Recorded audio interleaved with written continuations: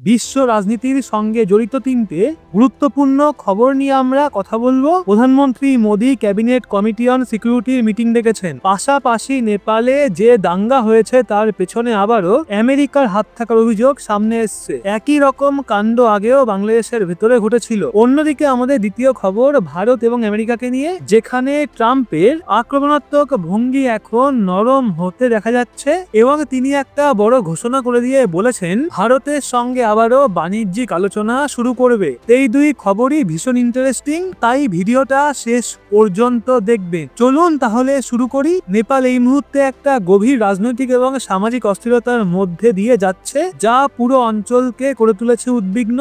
সাম্প্রতিক ঘটনায় প্রধানমন্ত্রী মোদী সিসিএস এর বৈঠক ডেকেছেন, যেখানে নেপালের পরিস্থিতি নিয়ে বিস্তারিত আলোচনা হয়েছে। হিমাচল প্রদেশ এবং পাঞ্জাব সফর শেষ করে ফিরে এসে মোদীজি সোশ্যাল মিডিয়া এক্সে লিখেছেন, নেপালে চলমান সহিংসতায় তিনি গভীর দুঃখ প্রকাশ করেছেন। তিনি বলেছেন নেপালের শান্তি, স্টেবিলিটি এবং সমৃদ্ধি ভারতের জন্য অত্যন্ত গুরুত্বপূর্ণ। একই সঙ্গে নেপালি জনগণের কাছে শান্তির সমর্থনে এগিয়ে আসার আবেদনও করেছেন। আসলে নেপাল সরকার সম্প্রতি একটা বিতর্কিত সিদ্ধান্ত নিয়েছিল, যার আওতায় 26টা সোশ্যাল মিডিয়া প্ল্যাটফর্মে স্যাংশন জারি করা হয়। এই সিদ্ধান্ত যুব সমাজের মধ্যে প্রবল ক্ষোভের জন্ম দেয় এবং মুহূর্তেই গোটা দেশ বিক্ষোভে জ্বলে ওঠে। এই আন্দোলনকে জেনজি আন্দোলন বলা হচ্ছে, যেখানে বিপুল সংখ্যক তরুণ রাস্তায় নেমে প্রতিবাদ করে এবং এটাকে মত প্রকাশের স্বাধীনতার উপর সরাসরি আঘাত হিসেবে দেখানো হয়। তো শুরুর দিকে আন্দোলন ছিল শান্তিপূর্ণ, কিন্তু অচিরেই তা সহিংসতায় রূপ নেয়। পুলিশ বিক্ষোভকারীদের থামাতে টিয়ার গ্যাস, রাবার বুলেট, এমনকি গুলি পর্যন্ত চালায়। এর ফলে অন্তত 19 জন নিহত হয় এবং 300-রও বেশি মানুষ আহত হয়। এত বড় জনহানি গোটা দেশকে কাঁপিয়ে দেয়। এই সহিংসতা এবং প্রতিবাদের পর নেপাল সরকারের ওপর প্রবল চাপ তৈরি হয় এবং একাধিক মন্ত্রী পদত্যাগ করেন। প্রধানমন্ত্রী কেপি শর্মা ওলিকেও পদত্যাগ করতে হয় এবং খবর অনুযায়ী রাষ্ট্রপতি রামচন্দ্র পোডেলও ইস্তফা দিয়েছেন। কাঠমান্ডু থেকে বিমান চলাচল বন্ধ করে দেওয়া হয় এবং পরিস্থিতি নিয়ন্ত্রণে আনতে সেনাবাহিনীকে নামাতে হয়। যদিও সরকার সোশ্যাল মিডিয়ার স্যাংশন তুলে নিয়েছে, তবে পরিস্থিতি এখনো অস্থির। ভারত এই সংকটকে গুরুত্ব দিয়ে সীমান্তে নজরদারি বাড়িয়েছে এবং নেপালে বসবাসরত ভারতীয় নাগরিকদের সতর্ক থাকতে, ঘরের বাইরে না বেরোতে এবং অপ্রয়োজনীয় ভ্রমণ এড়াতে পরামর্শ দিয়েছে। তো ভারতের এই উদ্বেগ স্বাভাবিক, কারণ নেপাল শুধু প্রতিবেশী নয়, এর সঙ্গে ভারতের গভীর সাংস্কৃতিক, ঐতিহাসিক এবং অর্থনৈতিক সম্পর্ক রয়েছে। নেপালের জন্য নয়, সমগ্র দক্ষিণ এশিয়ার শান্তি এবং নিরাপত্তার জন্য গুরুত্বপূর্ণ। এই কারণেই প্রধানমন্ত্রী মোদী নেপালে তরুণদের কাছে আবেদন করেছেন যেন তারা সহিংসতার পথ ছেড়ে শান্তির পথ বেছে নেয়। এদিকে একাধিক রিপোর্টে বলা হচ্ছে নেপালের ভেতরে সংঘটিত এই দাঙ্গার পেছনে মার্কিন ষড়যন্ত্র রয়েছে। যেসব অ্যাপ নিষিদ্ধ করা হয়েছিল তার বেশিরভাগই ছিল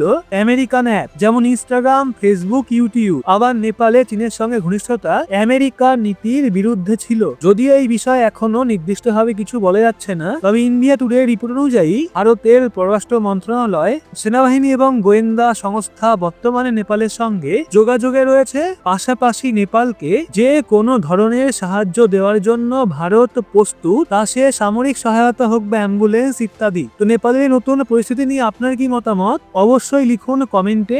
এবার আসছি দ্বিতীয় খবরে, যে আমেরিকা সম্পর্কিত।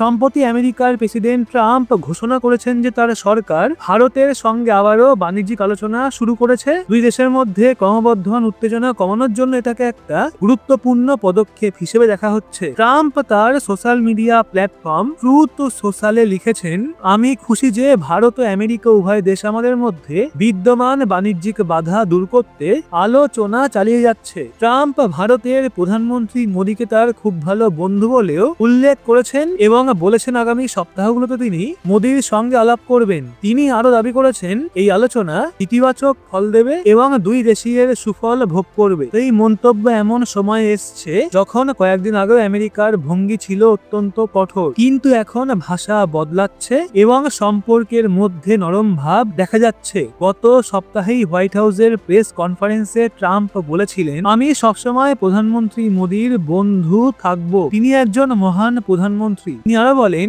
ভারত এবং আমেরিকার মধ্যে একটা বিশেষ সম্পর্ক রয়েছে এবং এই নিয়ে কারো উদ্বিগ্ন হওয়ার প্রয়োজন নেই। তো ট্রাম্পের এই বক্তব্যের কয়েক ঘন্টার মধ্যেই প্রধানমন্ত্রী মোদী এক্সে লিখে জবাব দেন, আমি প্রেসিডেন্ট ট্রাম্পের অনুভূতিকে সম্মান করি এবং সম্পূর্ণ সমর্থন জানাই। ভারত এবং আমেরিকার মধ্যে একটা অত্যন্ত ইতিবাচক ভবিষ্যৎমুখী কৌশলগত অংশীদারিত্ব রয়েছে, অর্থাৎ দুই দেশের নেতাই সম্পর্ককে উত্তপ্ত করার বদলে বন্ধুত্ব এবং সহযোগিতার দিকে জোর দিচ্ছেন। এর মধ্যে ভারতের মার্কিন রাষ্ট্রদূত বিনয়ও আমেরিকা স্টেট ডিপার্টমেন্টের সিনিয়র অফিসার অ্যালিসন হুকারের সঙ্গে সাক্ষাৎ করেছেন। তিনি এই বৈঠককে ফলপ্রসূ আলোচনা বলেছেন এবং জানিয়েছেন যে দুই দেশই কম্প্রিহেন্সিভ গ্লোবাল স্ট্র্যাটেজিক পার্টনারশিপ এবং কোয়াড প্ল্যাটফর্মে নিয়মিত যুক্ত রয়েছে। তবে মনে রাখতে হবে, কিছুদিন আগেই অর্থাৎ 27শে আগস্ট ট্রাম্প প্রশাসন ভারতের আমদানি পণ্যে ট্যারিফ দ্বিগুণ করে 50% করেছে, আগে যা ছিল 25%। তো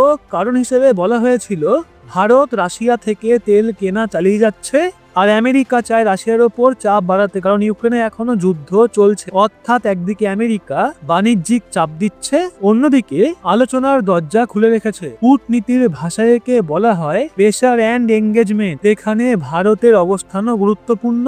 ভারত রাশিয়ার পুরনো বন্ধু এবং সেখান থেকে তেল কিনে বড় আর্থিক সুবিধা পাচ্ছে।